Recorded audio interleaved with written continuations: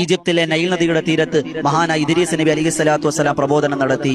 ആ പ്രബോധനം നടത്തുമ്പോൾ മഹാനായ ഇദ്രീസ് നബി അലൈഹി സ്വലാത്തു വസ്സലാം അവിടെ കൊടുത്ത 21 ഉപദേശങ്ങളോട് വേഗത്തിലൊന്ന് പറഞ്ഞു പോവാൻ. ഒന്നാമത്തത്, ഒരു മനുഷ്യൻ ഉണ്ടാകാൻ പാടില്ലാത്ത കാര്യങ്ങളും ചേർത്ത് പിടിക്കേണ്ട കാര്യങ്ങളും മഹാനായ ഇദ്രീസ് നബി ചുരുക്കത്തിൽ 21 കാര്യങ്ങളാണ് ജനങ്ങൾക്ക് പറഞ്ഞു കൊടുത്തത്. 1, ദുരാഗ്രഹം പാടില്ല, അത്യാഗ്രഹം ദുരാഗ്രഹം പാടില്ല.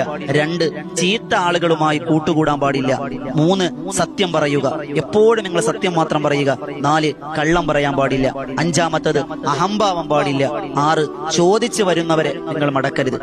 എന്ത് ചോദിച്ചാൽ ഒരു ഈത്തപ്പഴത്തിന്റെ കീറ് കൊണ്ടാണെങ്കിലും നിങ്ങൾ സ്വതക്ക കൊടുക്കണമെന്ന് നബീന റസൂലുള്ളാഹി. ചോദിച്ചു വരുന്നവരെ നിങ്ങൾ മടക്കാൻ പാടില്ല. 7-മത്തത്, ജീവിതത്തിൽ ഹയാ, ലജ്ജയുണ്ടാകണം. 8-മത്തത്, എപ്പോഴും തൗബ ചെയ്യുന്ന മനസ്ഥിതി ഉണ്ട്, പശ്ചാത്താപ മനസ്ഥിതി ഉണ്ടാകണം. 9, ആത്മാവിനെ ശുദ്ധമാക്കണം. വിക്റുകളിലായി, സ്വലാത്തുകളിലായി, ഖുർആനിക പാരായണങ്ങളിലായി ആത്മാവിനെ ശുദ്ധമാക്കണം. 10-മത് ഇദ്രീസ് നബി പറഞ്ഞു, അറിവ് തേടുന്നവരാവുക. 11, മഹാന്മാരെ അനുസരിക്കുക. നമ്മുടെ മുൻഗാമികളെ, സ്വാലിഹീങ്ങളെ, പ്രവാചകന്മാരുടെ അനുസരണം നമ്മൾ ഉണ്ടാവുക. അതുപോലെ 12-മത്തത്, ആരെയും നമ്മൾ പരിഹസിക്കാൻ പാടില്ല, കളിയാക്കാൻ പാടില്ല, കുറ്റപ്പെടുത്താൻ പാടില്ല.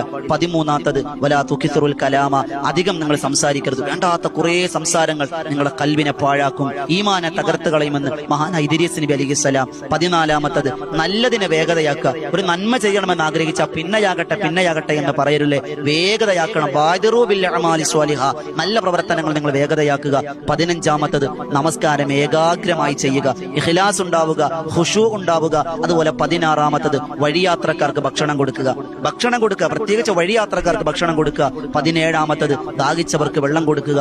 18-മത്തത്, ദേഷ്യം നിങ്ങൾ അടക്കി നിർത്തുക. 19-മത്തത്, സ്വയം പൊങ്ങികളാവരുത്, സ്വയം സ്തുതികൾ പറയരുത്. എന്നെക്കുറിച്ച് നല്ലത് ഞാൻ തന്നെ പറയാൻ പാടില്ല.